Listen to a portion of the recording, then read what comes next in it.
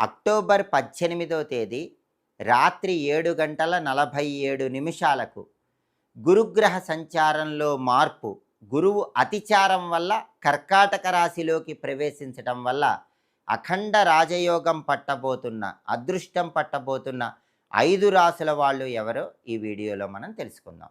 October 18వ తేదీ రాత్రి 7:47 దేవగురువైన బృహస్పతి కర్కాటక రాశిలోకి ప్రవేశిస్తున్నాడు. ప్రస్తుతం దేవగురువైన బృహస్పతి మిథున రాశిలో ఉన్నాడు.